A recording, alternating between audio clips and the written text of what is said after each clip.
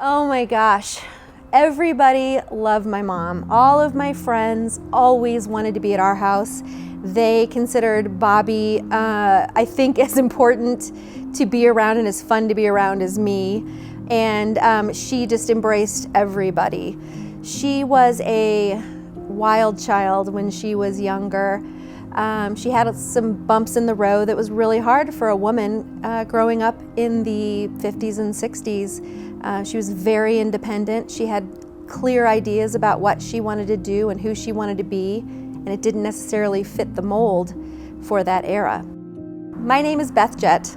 I am Bobby Rippey's daughter, and I call her Bobby Rippey because as a teenager, just to get under her skin, I called her Bobby, and it just stuck. Bobby was first diagnosed with Lewy body dementia and Parkinson's 13 years ago. The first diagnosis that she received was for Parkinson's, and we became concerned after she began tripping and falling. She stayed with us, she lived with us to help me raise my kiddos, and her space was in the basement of our house, and she started falling down the stairs in the basement. And other things were happening along with that.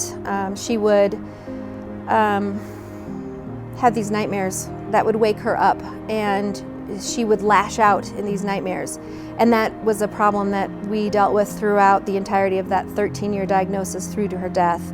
And a few years after she was diagnosed with Parkinson's, we were noticing some memory issues, and we took her to a psychiatrist that specializes in geriatric diagnoses, and she was diagnosed with Lewy body dementia. At the time, we didn't really know what that meant. My mom would remember things in her mind and not be able to pull them out of her mouth, not be able to pull the thoughts from her mind and speak them clearly. And for her, that was a huge source of frustration. And then she would forget what she was saying. Trying to say, and so we had to intuit frequently what was going on in her mind, what she was saying. And to be honest,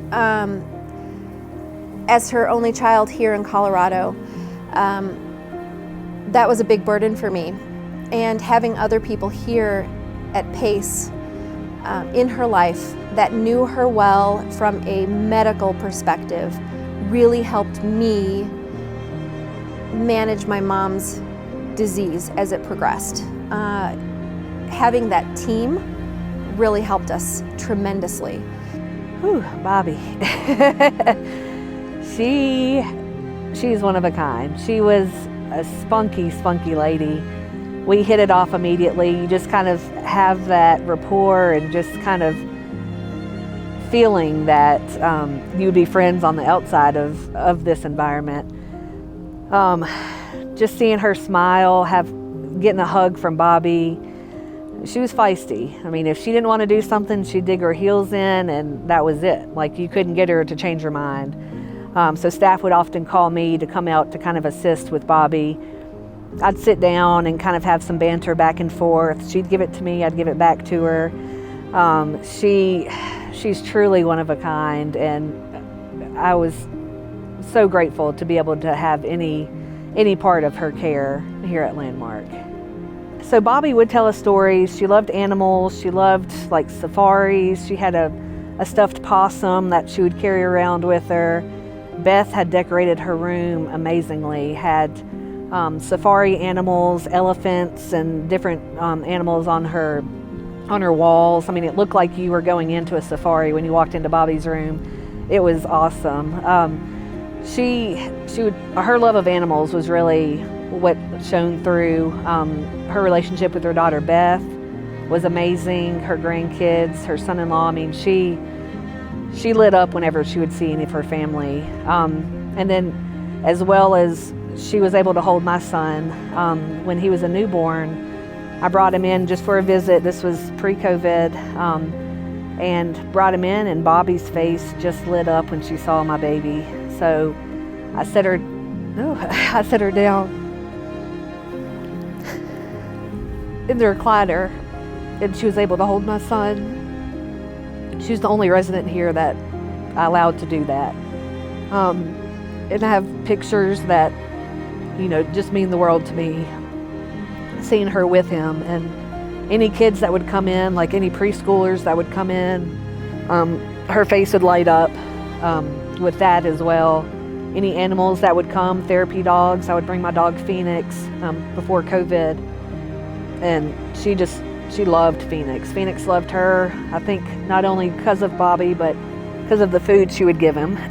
So she would share with that as well. But Bobby was just an amazing lady. We were thankful to have her. The Lewy body dementia made the Parkinson's part of it worse because she couldn't remember that she wasn't supposed to walk. She couldn't remember that she was supposed to take medications at a certain time of day. She couldn't remember that she was not supposed to drive she couldn't remember to use her walker. And so the entire experience for this woman who was so vibrant and so freedom-seeking, this was a terrible disease and very hard for one person's family to navigate on our own. I watched a video on Facebook of some PACE staff describing what was possible, what was available, what services were available, and I was like, what? My mom can have only Social Security, no life savings, and qualify for all of these levels of care.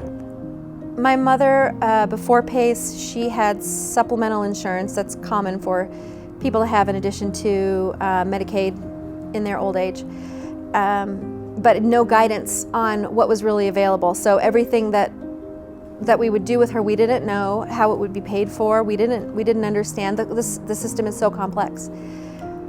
We didn't know that she could qualify for Medicaid. All of this were some of the first things that came to light when we started working with PACE. PACE was so concerned about my mom as a human being. The social workers, the medical staff, the daycare staff, the front office staff, everybody was concerned about my mom as a human being. We never had any qualms about trusting the staff at PACE.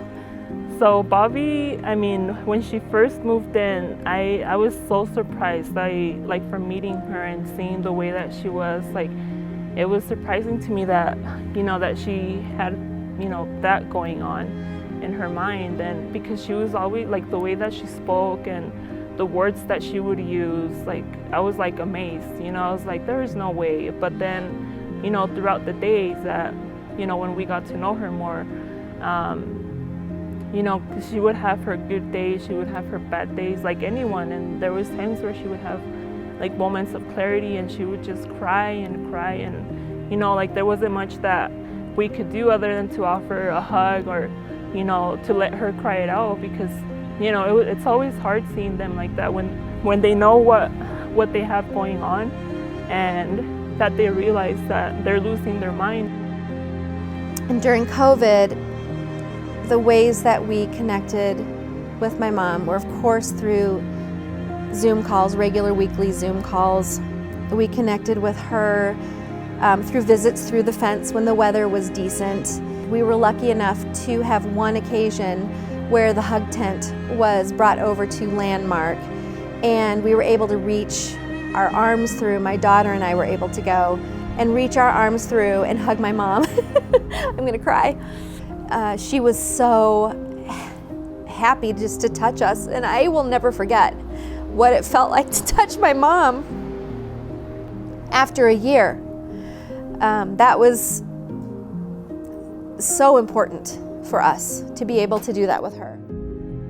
When PACE contracted with Landmark, it was a blessing because we loved Landmark. We loved that it was started by a small family with personal interest in creating a space that was like a home for people with memory issues. When we transitioned my mom to hospice, it was emotionally a hard decision. I had to sit with it for a couple of weeks. because it just meant that more of my mom's life was peeling away from her. We brought together like 6 different people. We brought together people from hospice, from her medical care team, from the occupational therapy team, from the PACE administration, and the administration at Landmark to discuss my mom through a Zoom call. I was on it, my brother was on it, my husband was on it. Where else do you find an organization willing to bring that many diverse people in to talk about one little 100-pound lady's healthcare decisions? I came on with Bobby kind of towards the end of her care in hospice, and she was just so sweet, and every time you came in she had something nice to say. She was always a lot of energy. She would just, bubble of energy. She would get up and walk on her own, and she would just light up the room.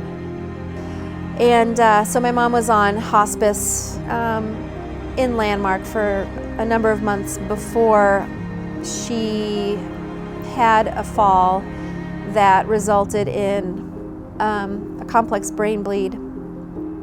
So she fell, she hit her head.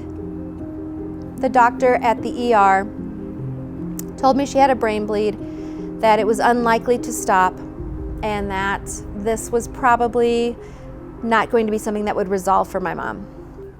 We brought my mom home to Landmark. It was very clear she was sleeping the entire time. It was very clear that what was happening was not normal for Bobby. I still held out hope, but she's slowly starting to deteriorate, and I'm coming to the realization that my mom is not going to recover.